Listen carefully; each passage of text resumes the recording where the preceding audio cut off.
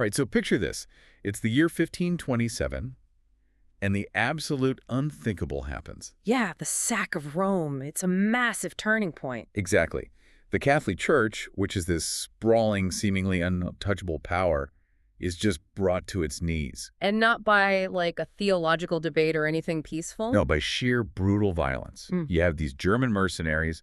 They're mutinous, they're completely unpaid, and they literally breach the walls of Rome. It was absolute chaos. For 8 days, they just tear through the city. Yeah, they turn the Sistine Chapel into a literal stable for their horses. I mean, they melt down ancient relics just to sell the gold. Which is just staggering to think about. Right, and they leave the Pope essentially a prisoner in his own fortress. We always think of the Vatican as this eternal, unshakable institution. Sure, that's the modern perception. But if you look at the 16th century, they were staring down the barrel of their own extinction. And that's what we're getting into for this deep dive. It really was an existential dread that, permeated every single level of the hierarchy. Because the sack of Rome wasn't just a military defeat, was it? No, not at all. It was a profound psychological shattering. And you couple that with Martin Luther and the Protestant Reformation. Who were actively dismantling the church's authority across Northern Europe at the exact same time. Right. So the Vatican realized they were losing the war for the souls and, frankly, the loyalty of the masses. They needed a counteroffensive, basically. Exactly. They needed to respond, and the response wasn't just a new military alliance. It was this massive, decades-long summit called the Council of Trent, right? Yeah, from 1545 to 1563, they lock all the top cardinals and theologians in a room and basically say, how do we survive? And for you listening, if you're new to all this church history, the strategy they land on is totally fascinating. Because they don't just write new rules, they decide to weaponize art. That is the perfect way to put it. They completely rewrote the job description of the artist. Right, because before this, art was, mostly just pretty decoration for rich people, right? Yeah, mere aristocratic decoration or maybe an abstract intellectual exercise. But the Council of Trent decreed it had to be a pedagogical tool. A teaching tool. Yes, it had to teach the illiterate masses. It had to evoke this overwhelming emotional devotion. And crucially, it had to project absolute terrifying Catholic authority. Exactly. They needed to make the spiritual feel physically real, undeniable and immediate. Which brings us to the ultimate question for any superpower. When your survival depends on communicating that kind of undeniable power, how do you actually build it? Well, you don't rely on a modern PR department, that's for sure. Right. You find a singular visionary who can basically bend stone and space to your will. You hire Gian Lorenzo Bernini. The ultimate visual propagandist. And that is our mission today for you, the listener. We are tearing apart the artistic explosion of the Italian Baroque period. And we are going to explain absolutely everything, leaving nothing out, especially if you're a complete beginner to art history. Exactly. We're going through the life, the ruthless rivalries, and the psychological stagecraft of Bernini. But I think we need to bust a myth right away. Oh, definitely. The romanticized idea of Bernini as this solitary, divine genius who just picked up a chisel and changed the world. Right. The whole touch of God narrative. Let's puncture that immediately because he didn't just emerge from a vacuum. No, he really didn't. We have to look at the economic and industrial reality of a 17th century art studio. It wasn't just him in a quiet room with a hammer. Far from it. Bernini was rigorously trained by his father, Pietro Bernino. Who was a big deal himself, right? Oh, yeah. Pietro was already a highly successful, politically connected sculptor working in Naples and Rome. So Gian Lorenzo literally grew up inhaling marble dust. He was born into the business. Exactly. He was integrated into this massive workshop system that operated a lot more like a modern construction firm than, a solitary artist's garret. I'm really glad you brought up the workshop reality. Because carving marble is brutal, deafening, backbreaking industrial labor. It is incredibly physical. You have apprentices roughing out the blocks, right? Hauling these multi-ton pieces of stone on wooden rollers. And they had to sharpen their iron tools literally every few minutes because the stone dulls the metal so quickly. It's just wild. So Pietro gave his son not just the technical chops to survive that environment, but the political access to the papal court. And that technical foundation is what allowed the young Bernini to do something totally revolutionary with a very standard, honestly kind of boring format. Portrait bust. Right. And if we examine an early work, the bust of an eminent Florentine doctor named Antonio Coppola.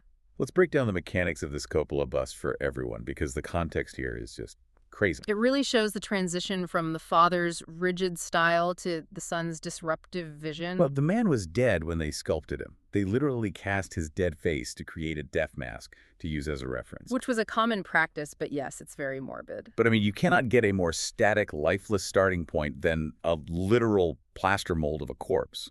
True. But look at the physical interventions Bernini makes to combat that lifelessness.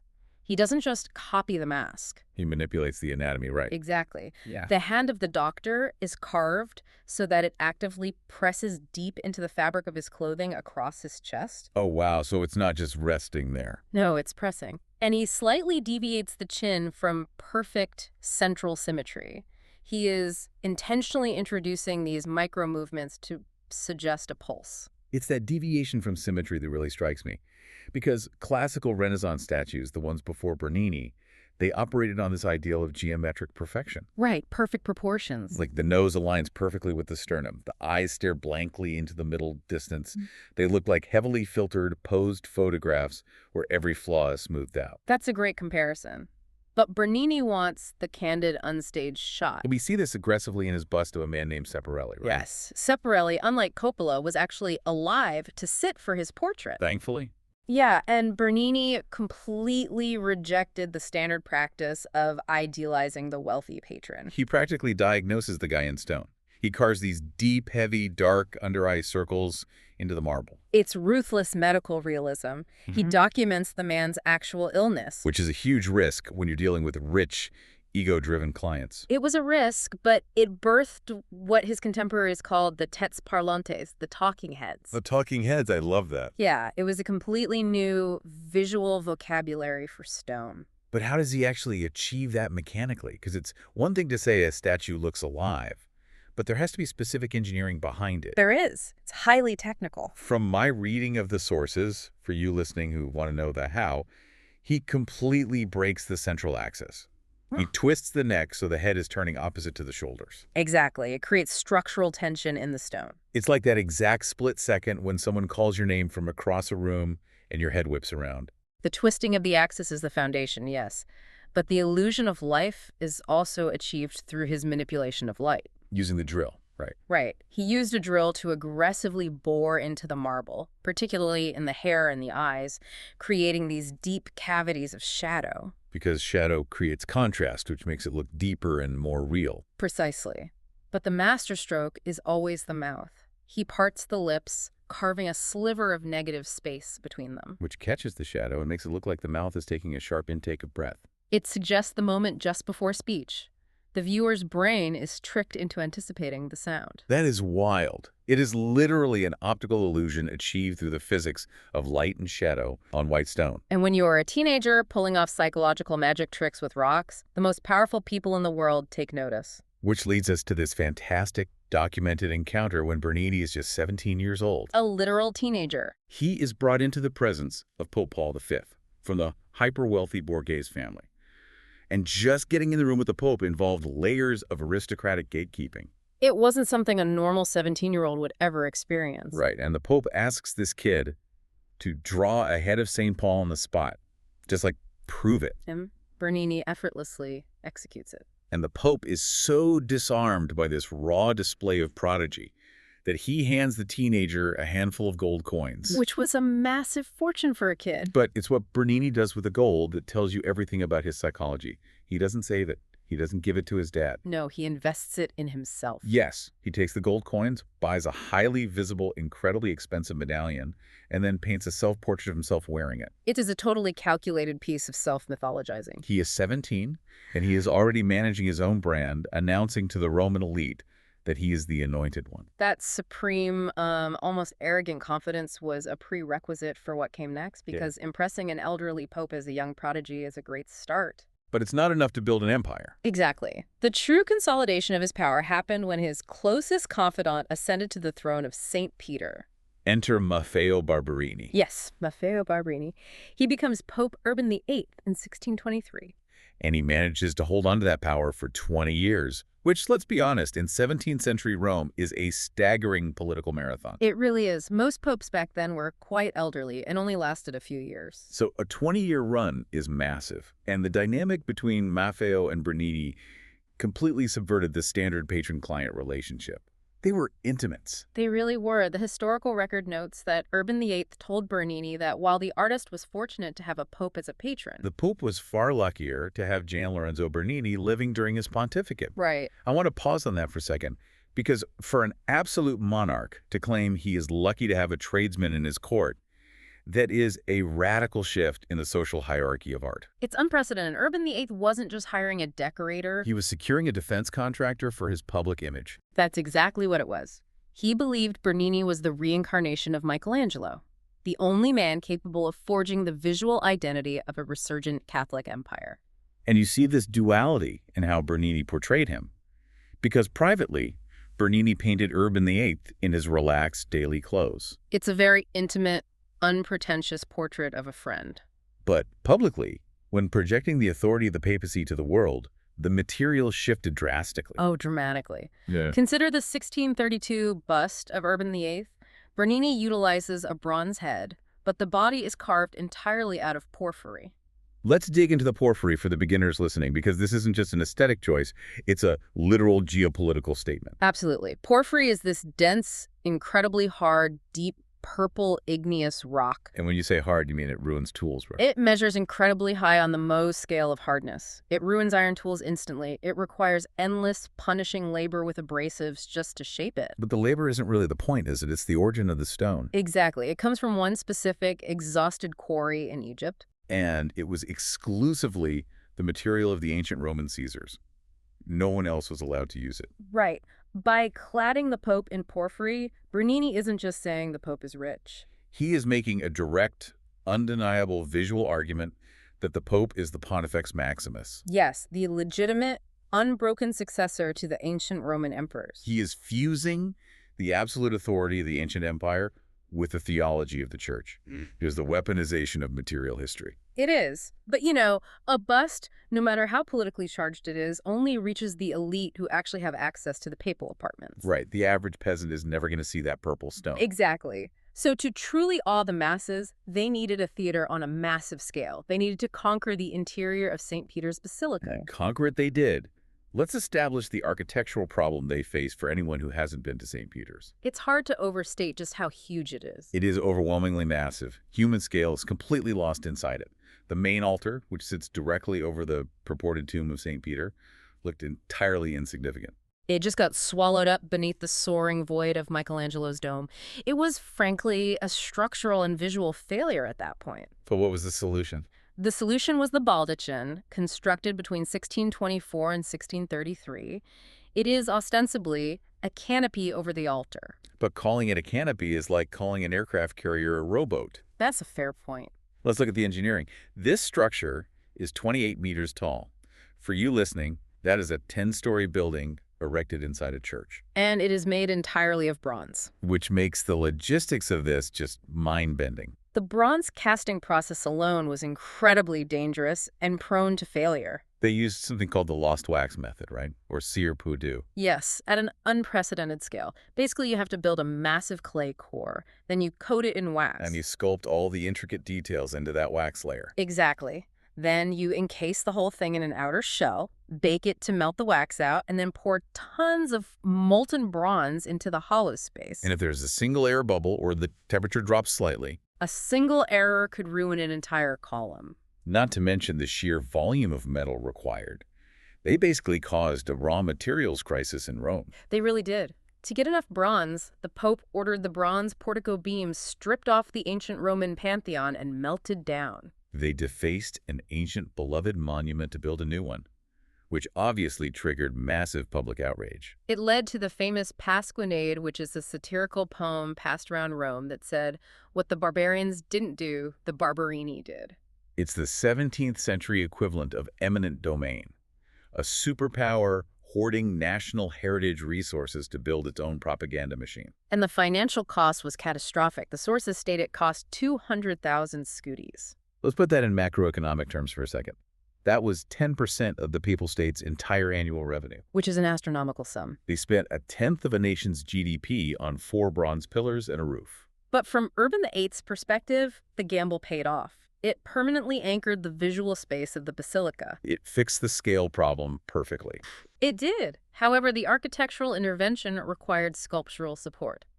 The massive empty piers holding up the dome surrounding the Baldachin needed to be activated. They needed statues that could match the energy of this 10-story bronze monster. Which leads us to the carving of St. Longinus. Which is truly the codification of the Baroque aesthetic. Let's set the scene for Longinus. He was the Roman centurion who, according to tradition, thrust his spear into Christ's side on the cross. And in that exact moment, he had a divine revelation and converted to Christianity. Now, I want to look at the mechanics of this sculpture, because sculpting a physical action like throwing a spear is one thing. But how do you carve an internal psychological conversion? It's the ultimate artistic challenge. You can't chisel a changing mind. Exactly. So how did Bernini do it? Well, you can't chisel the mind, but you can turn the external environment into a map of the internal psychology. That is Bernini's great innovation. Using the fabric, right. Yes. If we look at Renaissance sculpture, drapery, the clothing, is subordinate to the anatomy. The fabric clings to the hero's muscles to reveal the physical perfection beneath. Like Michelangelo's David. The body is the point. Exactly. But Bernini discards that entirely. The drapery on Longinus doesn't follow the laws of gravity or the anatomy of his body at all. He makes the clothing an active participant in the narrative. It writhes. It crashes into deep, chaotic, undercut folds. It swirls around him as if he is caught in a localized hurricane. So the fabric is the physical manifestation of the storm of his soul. In the exact millisecond, he realizes the truth of Christ's divinity. That's exactly it. And his posture reflects it too. Yeah, he's throwing his arms wide open, staring up into the physical light coming down from the dome. Yeah. And crucially, at his feet, he has discarded his Roman helmet. Which is an incredibly potent symbol. Right, because by dropping the helmet, he is shedding his military rank, his imperial identity, his pagan past.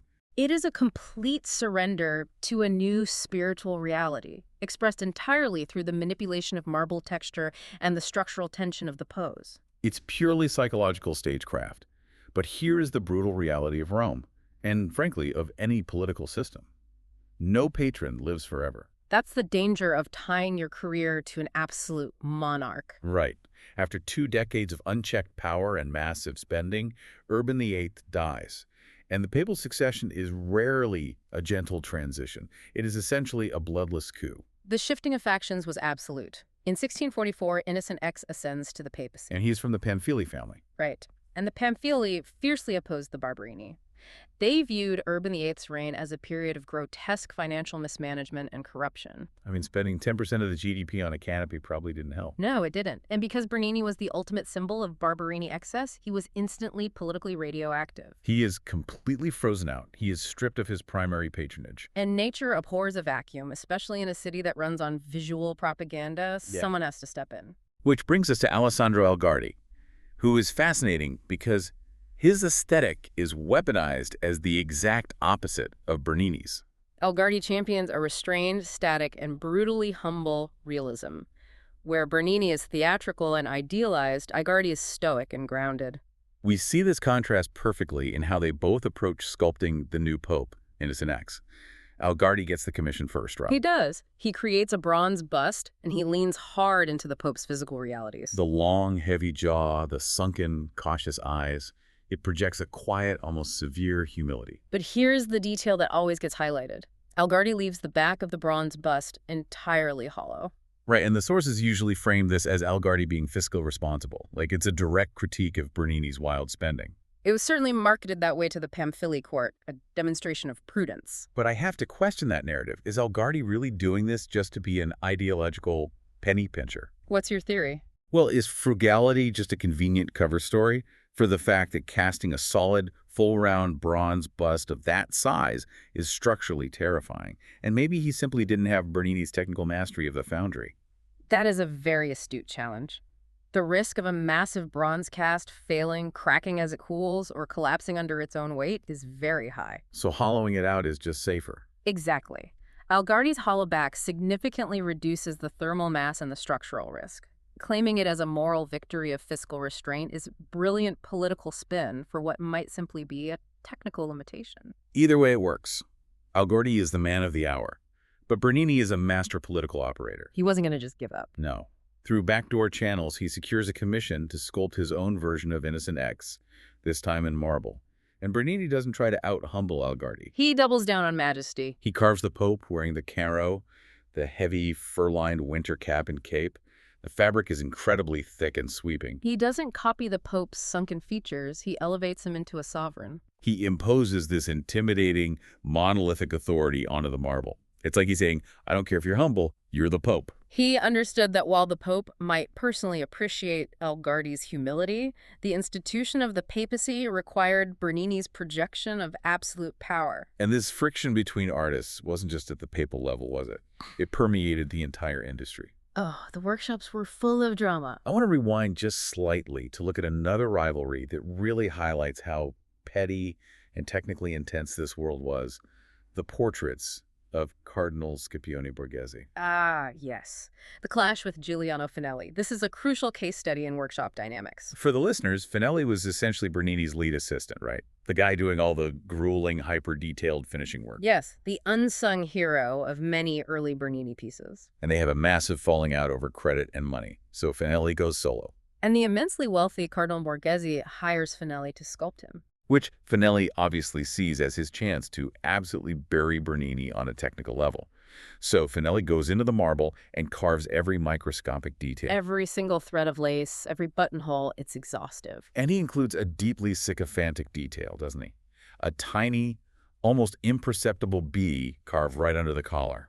The bee being the heraldic symbol of the ruling Barberini family. It's the 17th century equivalent of a disgruntled developer leaving a hidden code in the software to impress the new CEO. He is trying to win on pure, exhaustive technical data.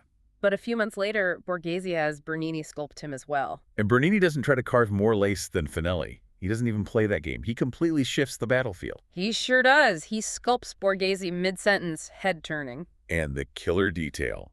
He carves one of the buttons on the cardinal's jacket casually undone. The undone button is a masterstroke of psychological observation. Why does that matter so much? Because Finelli labored over the static perfection of the button. But Bernini recognized that a man of Borghese's massive girth, deep in conversation, probably just ate a heavy Roman lunch and unpopped a button to breathe. It completely destroys Finelli's rigid perfection. It says, you can carve a perfect button, but I can carve the living, breathing, slightly uncomfortable man wearing the jacket. Bernini grasped that vital essence trumps exhaustive detail every single time. And it was exactly that undeniable flair for the spectacular that ultimately broke his political exile and forced Innocent X to bring him back into the fold, right? Yes. It all came down to the Fountain of the Four Rivers, the Fontana dei Quattro Fiumi in Piazza Navona. Which is an incredible story. The Pope wanted a monument to anchor the piazza, but he specifically excluded Bernini from the competition. He basically banned him from submitting a design. But Bernini understood that seeing is believing. He crafted a stunning, intricate silver model of his design. And he had a sympathetic cardinal smuggle it into the Palazzo Pampili. They literally placed it in a room where they knew the Pope would inevitably walk past it. The audacity is just incredible. And the design itself is a structural anxiety dream. Let's explain why. It features a massive, solid, granite ancient Egyptian obelisk. Which weighs an unbelievable amount. Right. But instead of placing it on a solid base like a normal architect, Bernini balances the immense weight of the obelisk over a hollowed-out, carved travertine grotto. He suspends the heaviest object over a void. The physics of it terrified his rivals. They were convinced it would collapse. He's distributing the tonnage of the obelisk down through the four corners of the rock formation, creating this agonizing visual tension. And surrounding this void are four colossal figures, right? Representing the major river systems of the four known continents. Yes, asserting the Church's universal global dominance. You have the Danube representing Europe, carved alongside a horse. Then the Ganges for Asia. The Rio de la Plata representing the newly exploited wealth of the Americas. And finally, the Nile representing Africa. And the Nile figure is brilliant because its face is completely shrouded in a piece of carved cloth. It's an allegorical nod to the fact that the geographical source of the Nile was still a total mystery to European geographers at the time. So the Pope sees this silver model sitting in his palace. What does he do? He reportedly lamented that the only way to avoid employing Bernini was to simply never look at his work. The sheer engineering and conceptual brilliance just completely overwhelmed the political grudge. It did, which opens the door for the final and perhaps most expansive chapter of his career. Because Innocent X passes away, and in 1655, Alexander VII is elected. Fabio Chigi. And this fundamentally alters the dynamic again. Though, Alexander VII is a highly intellectual architectural visionary, and notably, he is younger than Bernini. so they aren't just patron artists, they are basically co-conspirators in urban planning. Exactly. The Pope's diaries reveal they were meeting almost daily, sketching out the redesign of Rome together. And Bernini is finally elevated to the ultimate position, the official architect of St. Peter's. His canvas is no longer just a block of marble. No, it is the urban fabric of the Vatican State itself. And his most enduring architectural legacy is, without question, St. Peter's Square, the massive plaza in front of the basilica. Let's look at the geometry here for anyone trying to visualize it, because it's not just a big, empty square space. Right. Bernini designs these massive four-deep colonnades, but they aren't straight lines, and they aren't a simple circle either. They form a massive ellipse created by two overlapping circles. And the optical effect of the ellipse is profound. It creates a dynamic tension that a perfect circle just lacks. Theologically, Bernini described these sweeping colonnades as the maternal arms of the church. Reaching out to embrace the pilgrims arriving from across the globe, drawing them into the spiritual center. That was the theological pitch, yes. But let's look at the geopolitics of that hug. Those columns function as an architectural pincer movement. They absolutely do. They define a very strict sovereign threshold. The exact moment you cross the line of those columns, you leave the secular jurisdiction of Rome and you enter the absolute authority of the Vatican State. He is using hundreds of stone columns to draw a hard political border. It is the architecture of sovereignty. But if the square is about corralling the masses outside, his work inside at the very furthest point of the basilica's apse is about overwhelming the individual intellect. You're talking about the Cathedra Patri, the chair of St. Peter. This is where we see the absolute fusion of every discipline Bernini ever mastered. I mean, to call it a sculpture is completely inadequate. It defies categorization entirely. We really need to break down the hierarchy of materials here, because he engineers a visual ladder of the cosmos. Let's walk the listener through it. How does the material change as you look up? It is entirely governed by weight and density. At the very bottom, anchoring the monument, you have heavy, rigid, geometrically cut marble. Which represents the foundational reality, the heavy earth. Exactly. Moving upward, the material transitions to bronze. But he casts the bronze into these fluid, colossal figures of the Church Fathers. And the metal seems to billow and move, which is crazy for bronze. This middle zone represents the intellectual and theological struggle of humanity. Reaching upward, dynamic but still bound by physical weight. And then comes the explosion at the top. He essentially blasts through the architectural envelope of the church. He transitions from heavy bronze to golden stucco. Right, he makes clouds and angels out of stucco that literally burst out past the pilasters of the building. And at the dead center of it all is a massive stained glass window featuring the dove of the Holy Spirit. He is manipulating actual physical sunlight. The yellow glass filters the light and it blends seamlessly with the golden stucco rays radiating outward. Your eye is forced upward by the decreasing density of the materials. From heavy marble to bronze to stucco to pure weightless light. You literally cannot perceive where the physical architecture ends and the spiritual illusion begins. It is an act of total psychological stagecraft. He creates an environment where skepticism is visually impossible, and he applies a similar psychological subversion to the equestrian statue of Constantine. Which is placed on the Scala Regia, the grand ceremonial staircase entering the Vatican. This one fascinated me because of how it breaks all the rules of propaganda. It's a brilliant subversion. Constantine the Great, of course, is the emperor who legalized Christianity. Right. And if you look at the history of equestrian statues like the ancient bronze of Marcus Aurelius on the Capitoline Hill, the emperor is always shown as the master of his universe. Always. The horse is calm, the man sits upright, his arm extended in a gesture of stoic, supreme control. The horse is basically just an extension of his absolute imperial will. But Bernini's Constantine is in the middle of a total breakdown. The horse is rearing wildly back on his hind legs, completely out of control. And behind the horse, Bernini carves this massive, chaotic drapery that looks like it's being ripped apart by a gale force wind. And Constantine isn't looking out of his troops or projecting power at all. He is thrown backward, his face looking up, utterly shocked. Bernini isolates the precise moment of divine intervention. The Battle of the Milvian Bridge, when Constantine looks at the sky and sees the flaming cross. He takes the archetype of the strong conqueror and violently subverts it. He shows the most powerful man on earth being completely, physically overpowered by a higher divine authority. And the illusion of the staircase itself amplifies this drama. How so? The walls of the Scala Regia subtly converge, and the vaulting gets lower as it goes up. It creates a forced perspective. So it makes the statue look even more explosive and massive than it actually is. Exactly. He turns the physical limitations of a narrow staircase into an amplifier for the drama. It is a testament to an artist operating at the absolute peak of his cognitive powers, which makes the final phase of his life so compelling. Because his intellectual capacity far outlasted his physical body. We enter the 1670s. We are looking at the papacy of Clement X of the Altieri family. The Pope is elected at the astonishing age of 90. And Bernini himself is approaching 80 years old at this point. Which is ancient for the 17th century. And we have to reiterate the physical reality of the medium here. Carving marble requires immense stamina, joint strength, and cardiovascular endurance. The repetitive impact of swinging an iron mallet against a chisel sends violent vibrations up the arm and straight into the spine. For an 80-year-old man to take on a major papal commission in marble is an act of sheer physical defiance. And the piece he produces, the library bust of Clement X, is arguably his most sophisticated psychological trick yet. The scale is massive. It doesn't just stop at the chest. The carving continues all the way down to the Pope's hips. But the genius isn't just the carving, it's the specific environmental installation of the piece. Right. He designed the bust to be placed in a library. But specifically, it was installed behind a wooden reading desk. Let's analyze the cognitive psychology of this setup for a second.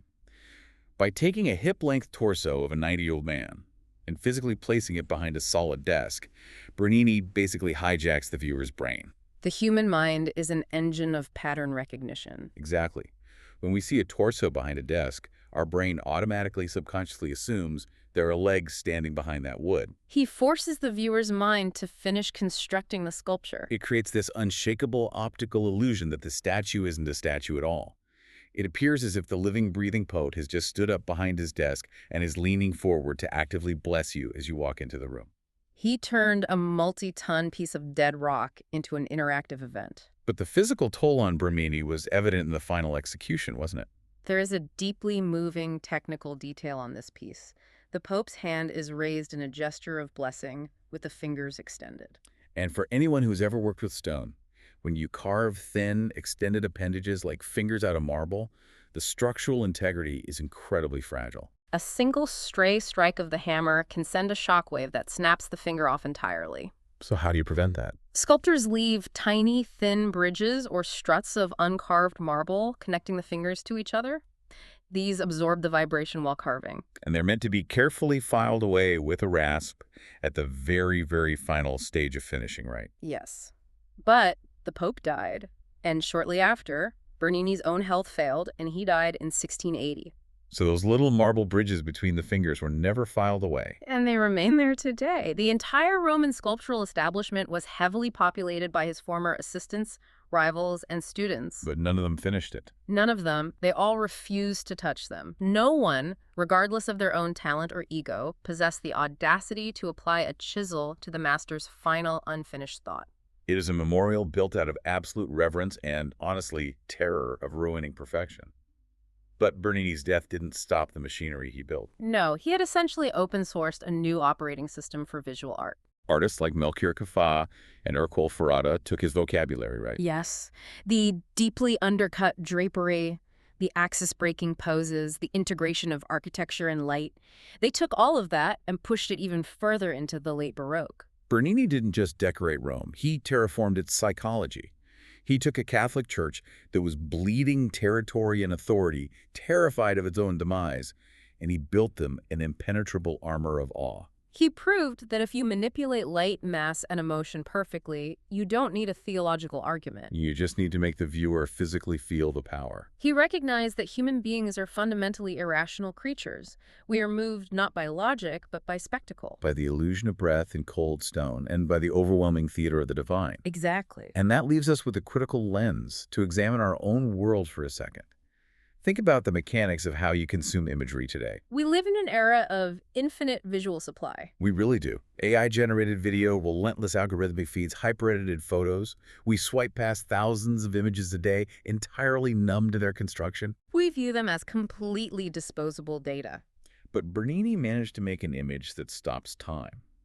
He captured a person's exact breathing, sweating, psychological essence. And he didn't do it with code or a camera sensor. No, he did it by aggressively, violently hitting a heavy piece of iron against a massive block of calcium carbonate dug out of a mountain.